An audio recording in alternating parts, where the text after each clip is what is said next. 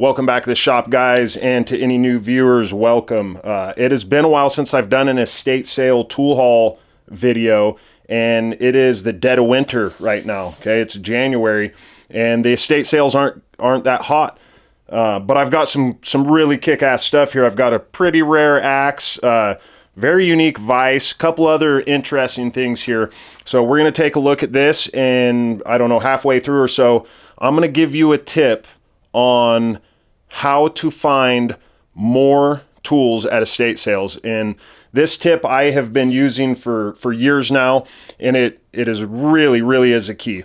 So let's get right into this. First off, these are kind of interesting. They are, I don't know what the nomenclature is, but they are mess kit knives, okay? And what's cool here, 1944. Co. And this one is a different make, but it's 1944 also, and it's LF & Co. So that's pretty neat. One seems to be a little bit thicker as steel. Stoked on that. Never seen these. Apparently, they're all over the place. There was, millions of these made, but I'm excited about these.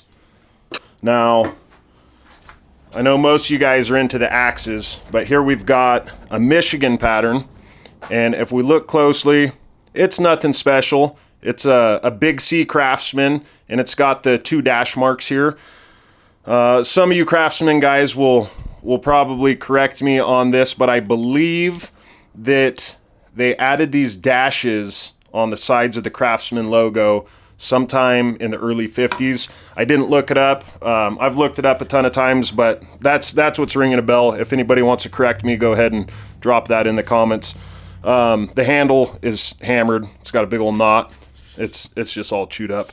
But the head's in pretty good shape. I'm stoked on this. I think this one's, I don't know, 3.25 pounds. We got a little chip in the bit, but that's a pretty nice piece. It'll clean up well. It's smooth. It's not pitted.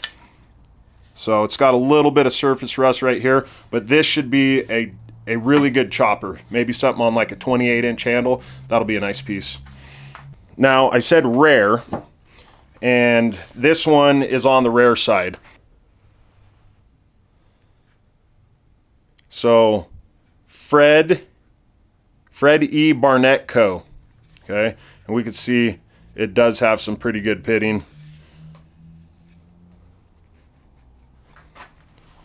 Yeah, this side's pretty well pitted also. Now, what's interesting about this piece right here? What makes this piece rare? Well, the Fred E. Barnett Co.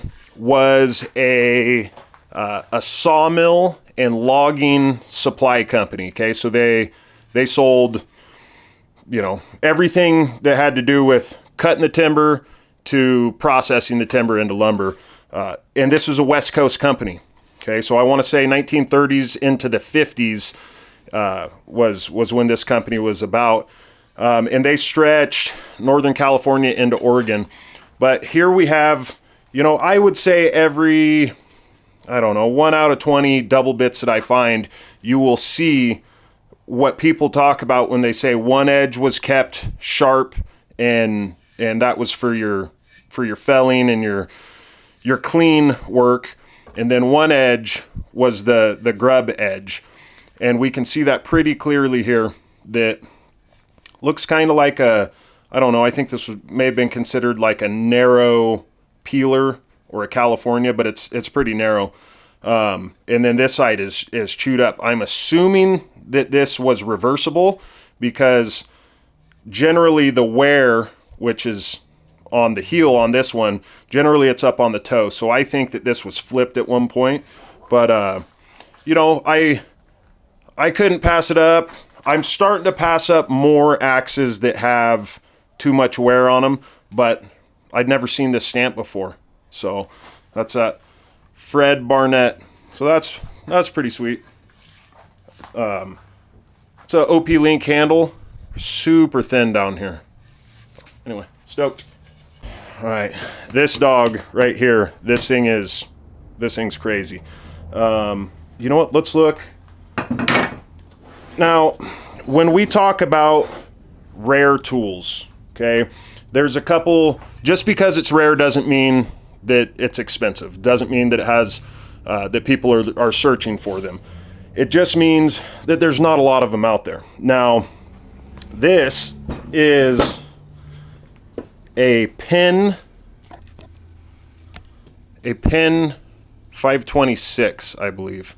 Now, when we look at vices, there's numerous vice companies out there, and some of those companies were branding a different name on a vice, and I believe this is one of them. If anybody has information on the pin vices, let me know. I'm very interested in it. I've heard of these. This is the first one that I found. I have come across a couple articles or threads in a forum that talked about pin. Maybe Prentice made this, but it's got to be 40, 50 pounds. It's in pretty darn good shape. It's got some nice yellow paint left on it, which is, it's got some good patina. I think just a light cleaning and it'll be good.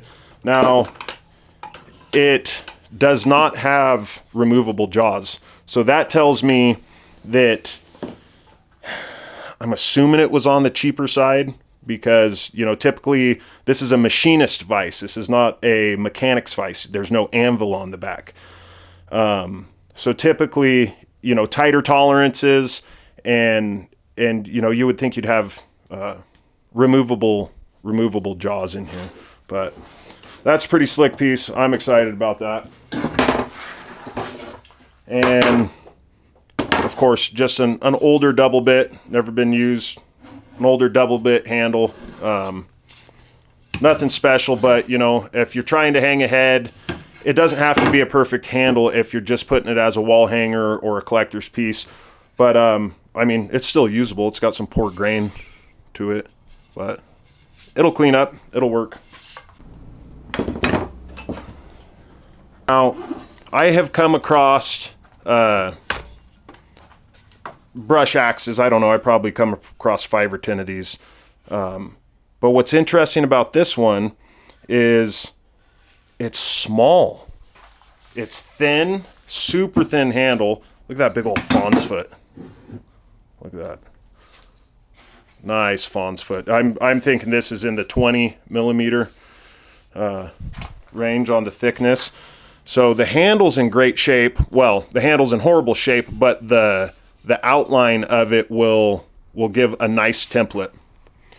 Yeah, that's gonna make a nice template. So even though these things look like axe handles, they have different geometry.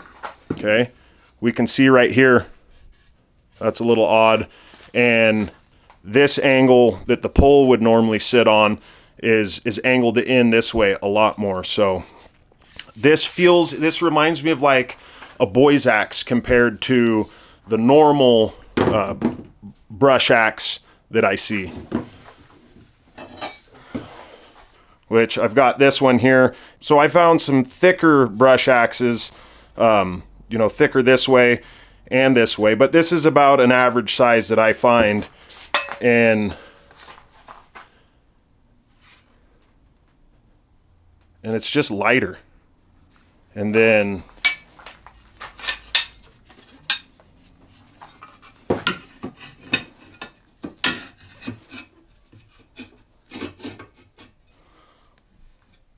the eye size is different too. Quite a bit smaller eye. So I'm not saying this is rare. I don't know enough about these. There's few stamps in it. Some of you will think it's funny.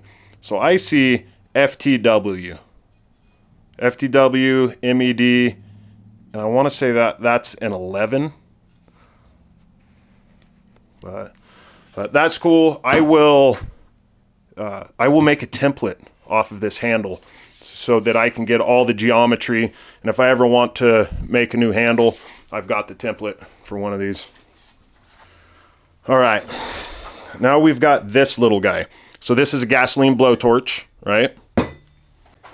And I come across a lot of gasoline blowtorches. right? I find, you know, a couple a month when I'm out picking. This is the normal size that I find, okay? That's about normal. I don't know how many ounces this one holds. I have found some that are just a little bit taller, but this guy's a little mini here, okay? Just a little bit smaller. And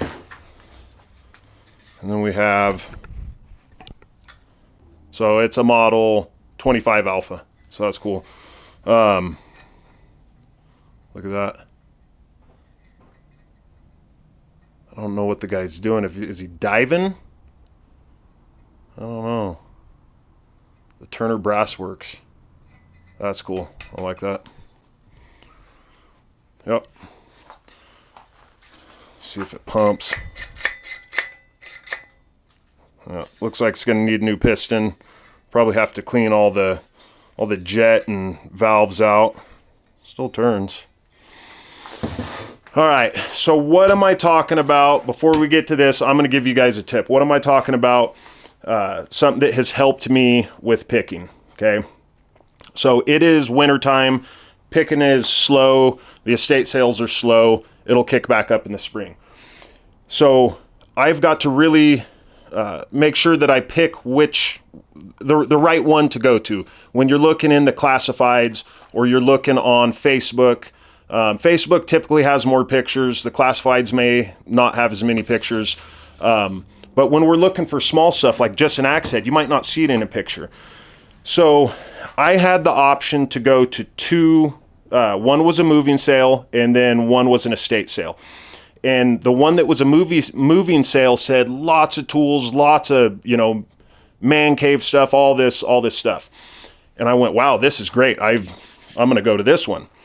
And then I came across one that just said estate sale, everything must go, had a couple pictures. And I saw some axes in that picture. Okay, well, the one that I went to was an hour away to get this. The other one was 10 minutes away. Why did I go to this one? Now, this is the key. When you are looking, and you got the address to the estate sale or the yard sale, right? The address is posted. Get on Google Earth, type in that address, and zoom in on that piece of property, okay? So when I zoomed in on the moving sale, it was a kind of a little suburban neighborhood, little subdivision, and there was a garage and a house, and everything was real clean. It was a nice little subdivision. And then I zoomed in on the estate sale. It was an 80-acre cattle ranch in a very rural area, and it had a barn, a steel workshop, and multiple outbuildings. Okay, those are the types of things that we're looking for. Do a little map recon. That's what I'm saying. Pull it up. Now, on that note, here's another trick, and I feel like I'm giving away all my secrets here. I pulled it up and I saw multiple outbuildings, barns, and shops, and I saw pictures of a couple double bit axes. And I go, okay, crap. Sometimes you'll pull up and there's 20 people sitting there, and a couple of them are going for axes. Well, how do you know which one it's in? So this axe was sitting in the picture. I could see that the siding in the shed that this was in was corrugated siding, okay? So when I looked on Google Earth, I could see, well, that one looks rusty, and then this one over here, it looks like it's a newer shop. So I was able to hone in on which one it potentially may be, so I know that I can just beeline to the shed that has corrugated, you know, rusted corrugated siding on it. So that's the tip. And this sucker right here is, I've only heard of this stuff. Now, some of you axe guys are going to go, oh, it's a Homestead. This is, you know, 1960s, 1970s. Granted, it is a high centerline Homestead, so this is before the flat-cheeked Homesteads. I believe that those were post 1966. Edge and Tool Co. took over, bought out Collins. Okay, so Collins made Collins Homesteads, but then all of a sudden we have these.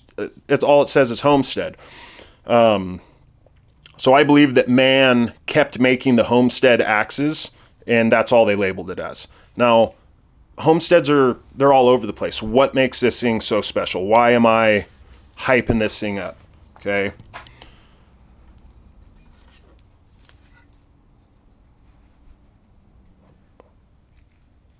That is a number 6. Okay.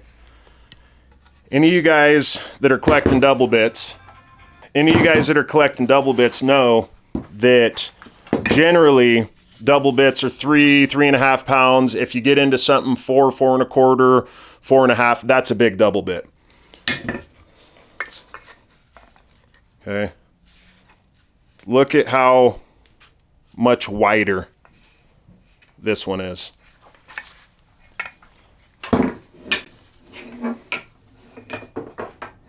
Look at. Okay. So 6-pound double bit is, I mean, I have seen in old catalogs 5-6-pound double bits on very rare occasions. So, I mean, this thing will make you a man. This will make a man a real man. This thing is thick. It is heavy. You know, the other cool thing about this was the old timer had scratched his initials into this, so I think that was Henry Woolrich. I believe that's old guy's name. So, is it realistic to use one? I don't think so. I think it's, I don't know, it might have a special place. I've got a 40-inch handle that this is going to go on. Yeah, do your research, do your map reconnaissance, and it will pay off. It will give you more knowledge of the situation, potentially, than the other pickers out there. If you guys are waiting for that video of how I put myself in the hospital with an axe, that's coming. I'm actually working on that video right now. This video may come out first. Got a bunch of other stuff in the works. I just wanted to share with you guys this phenomenal tool haul. And you can expect to see this brought back to life for sure. Guaranteed. All right, have a good day, guys.